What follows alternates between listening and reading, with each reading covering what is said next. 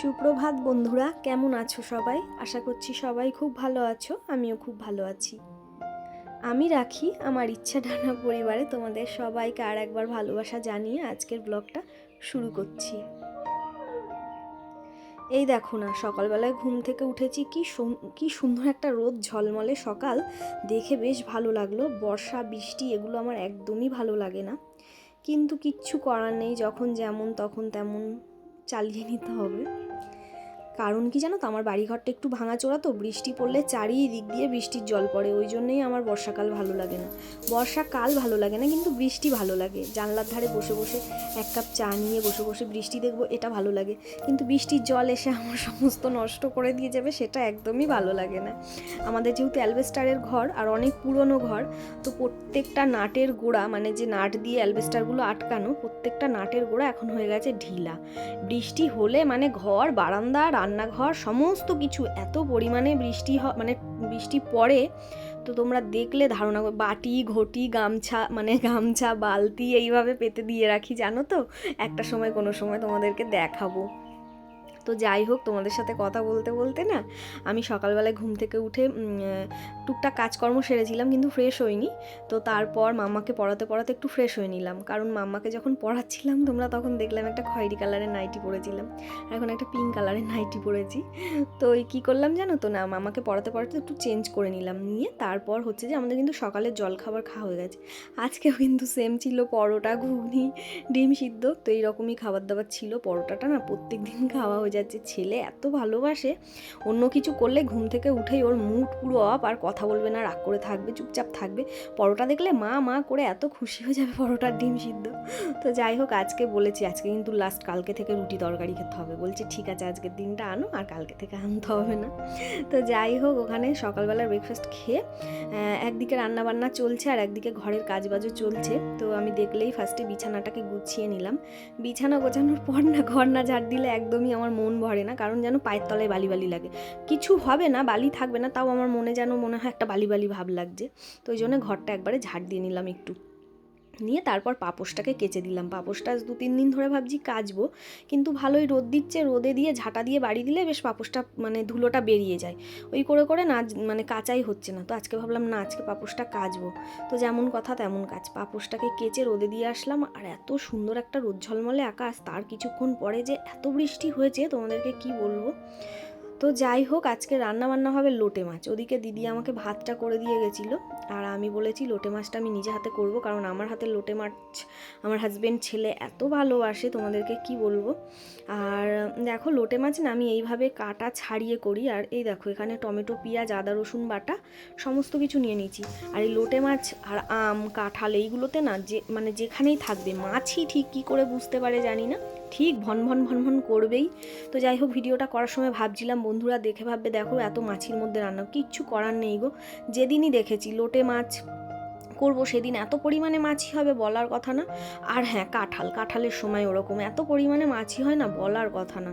তো যাই হোক, এখানে দেখো আমি একটু ধনেপাতাও কেটে নিলাম, কারণ লোটে মাছে ধনেপাতা টমেটো ছাড়া একদম লোটে মাছ অসম্পূর্ণ, বিশেষ করে ধনেপাতা টমেটো। তো যাই হোক, এখানে দেখো সমস্ত রকম মশলা, আমি জানি তোমরা সবাই রান্না করতে পারো, তোমাদের আর বলে বলে শেখাতে হবে না।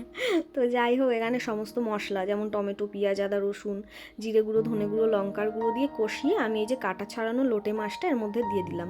জানো তো, আমাকে না এই কাটা ছাড়িয়ে রান্না করতে হয়, কারণ আমার মাম্মা ছোটো, তো ওর গলায় যদি কাটা বেঁধে যায়, আর এইভাবে রান্না করলে না সবাই খুব ভালোভাবে সুস্থভাবে খেতে পারে।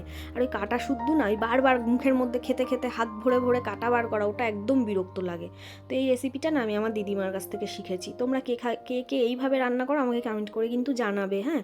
আর কে কে করো না, তোমরাও কিন্তু আমার থেকে আমার দিদিমার রেসিপি শিখে নিতে পারো। তো যাই হোক, এখানে দেখো মাছটা আমার কিন্তু এখন রেডি। প্রথমে দেখলে কেমন জল জল ভাব ছিল, সেটাকে ভালো করে অনেকক্ষণ ধরে কষিয়ে কষিয়ে শুকিয়ে যখন দেখছি চারিদিক থেকে তেল উঠে গেছে, তখন কিন্তু আমার মাছটা কমপ্লিট। একটু গরম মশলা দিয়ে আমি মাছটাকে নামিয়ে নিয়েছি। আর তার আগে আমি করেছিলাম আলু পোস্ত আর ডাল, সেটা শেয়ার করলাম না, পরে দেখিয়ে দেবো। এখানে দেখো কিচেনটা আমি ক্লিন করে নিলাম। কিচেন আর কি বলবো, এটা হচ্ছে আমার রান্নাঘর। যখন কোনো দিন যদি কপালে থাকে মডিউলার করি, তখন কিচেন বলবো। তো যাই হোক, এই জিনিসটা আমার খুব পছন্দের একটা জিনিস, সেই ওভেনটা। আর এখানে মাম্মার জন্য দুধটাও কিন্তু আমি সকালে এসে জ্বালিয়ে রেখেছিলাম, এখন এটা ঠান্ডা হয়ে গেছে, এখন এটা ফ্রিজে দেবো। আর আজকে একটু তাড়াহুড়ো করে সমস্ত কিছু করছি, কারণ হচ্ছে আজকে আমার ডাক্তার দেখানোর আছে। আমি আজকে নিউরোলজিস্ট দেখাতে যাব, তো ওখানে নাম লেখানো আছে। আমার হাজব্যান্ড বাড়ি আসেনি এখনও, দোকান থেকে ফোন করলাম, বলল যে তুমি খেয়ে দিয়ে রেডি হয়ে গুছিয়ে আস্তে আস্তে যেতে থাকো, আমি বাড়ি গিয়ে ছেলে মেয়েকে খাইয়ে দেবো। আমি না মাম্মাকে যখন পড়িয়ে উঠেছি তখন না মাম্মার ঠাম্মা এসে মাম্মাকে নিয়ে গেল। তো আমি মাম্মার ঠাম্মাকে বলে দিলাম যে তুমি একটু ওকে খাইয়ে দেয়, স্নান টান করিয়ে রেডি করিয়ে ওকে একটু তোমার কাছে রেখো, আমি ডাক্তার দেখাতে যাব। তো ঠাম্মা বললো ঠিক আছে, তুমি ডাক্তার দেখিয়ে আসো। তো যাই হোক, সমস্ত আমার যে টুকিটাকি কাজ থাকে সেগুলো কমপ্লিট, যেহেতু কাজের দিদি কাজ করে, রান্নার দিদি কাজ করে, সেই মতো আমার খুব ভারী কাজ থাকে না। আর আমি সবে সবে ওটি হয়েছি, তো সেই মতো আমার খুব একটা ভারী কাজ করতে হয় না। আর সবথেকে বড় কথা, আমার মাও নেই, আমার শাশুড়ি মাও আমার সাথে থাকে না। তো আমি যেহেতু একা, তো ওই জন্য আমার হাজব্যান্ড কাজের লোক রেখেছে। আর আগাগোড়ায় আমার বাড়িতে কাজের লোকটা ছিল, রান্নার লোকটা ছিল না। তো ওটি হওয়ার পরে আমার এই রান্নার লোকটা রাখা। তো যাই হোক, অনেক কথা বলে ফেললাম। এদিকে দেখো আমি একটু রেডিও হয়ে নিচ্ছি, যে মানে এই জিনিসটা ছাড়া আমরা প্রত্যেকটা বিবাহিত মেয়েরা অসম্পূর্ণ না। একদিন যদি একটু সিঁদুর না পরি, তা আয়নার সামনে মনে হয় যাওয়াই যায় না, নিজের মুখটাও দেখতে ভালো লাগে না। তো যাই হোক, একটু সিঁদুর পরলাম, একটু টিপ পরলাম, একটু লিপ বাম দিলাম, মনে ছিল না ভাত খাবো, লিপ বামটা দিয়েই নিলাম, নিয়ে তারপর ভাতের সাথে খেয়ে নিয়েছি, তারপর আবার যাওয়ার সময় একটু দিয়েছি। তো যাই হোক, এখানে আমি 1 হাতা ভাত নিয়েছি আর একটু লোটে মাছ নিয়েছি। লোটে মাছ আমাদের বাড়ির সবার খুব প্রিয় একটা মাছ, যদি এইভাবে রান্না করি। আর যদি গোটা গোটা মানে এক চাপানে রান্না করি তাহলে সবাই খায়, কিন্তু একটু ঘিন্না ঘিন্না করে খায়, কারণ ওই যে কাটার ধারে একটা সাদা সাদা আঁশ থাকে না, আমার ছেলে বলে ওটা সর্দি। তো যাই হোক, খাওয়ার জিনিস নিয়ে এরকম বলতে নেই, কিন্তু আমার ছেলে বাচ্চা মানুষ তো ওরকম বলে ফেলে। তো ওই জন্য ওদের জন্য এইভাবে আমি রান্না করি। এইভাবে করলে ছেলে মেয়ে একদম নিশ্চিন্তে খেতে পারে, কোনো কাটা বাছার ঝামেলা নেই, কিচ্ছু নেই, সুস্থভাবে। আর লোটে মাছটা যে এত টেস্টি, আমি যখন ভয়েস দিচ্ছি তখনই আমার মুখ থেকে জল বেরিয়ে আসছে, জানো তো। তোমাদের কার কার লোটে মাছ খেতে ভালো লাগে বা ভালোবাসো আমাকে কিন্তু কমেন্ট করে জানিও। প্রচুর গরম লাগছিলো, তাই ভাবলাম যে একটু ঘরে চলে যাই, ভাতের থালাটা নিয়ে ঘরে গিয়ে একটা চেয়ারে বসে ফ্যানটা চালিয়ে বা এসিটা চালিয়ে একটু সুস্থভাবে খাবো।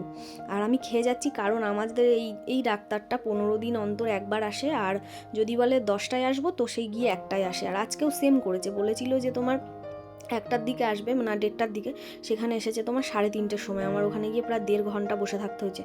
আর ওই 1.5 ঘন্টা বসে গরমের মধ্যে আমার যে এত কষ্ট হয়েছে, আমি আর বাড়ি আসার পরে কোনো ভিডিও করতে পারিনি। তো যাই হোক, দেখো এখানে আমি এই যে টিকির মাথায় একটা খোপা বেঁধে নিচ্ছি, এইটা হচ্ছে আমার ফ্যাশন স্টাইল যা বলতে পারো।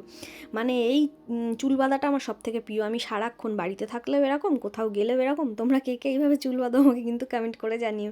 আমি না, আমার ওই মানে মেয়ে সিজার হয়েছিল, তো সিজার হওয়ার পর থেকে আমি আর কোনো চুল নিয়ে কিছু ফ্যাশন দিতে পারি না। আর তো যাই হোক, আজকের মতো বিদায় জানাচ্ছি। আর আমি এই যে চলে যাচ্ছি ডাক্তার দেখাতে, দেখা হচ্ছে আবার পরের দিন।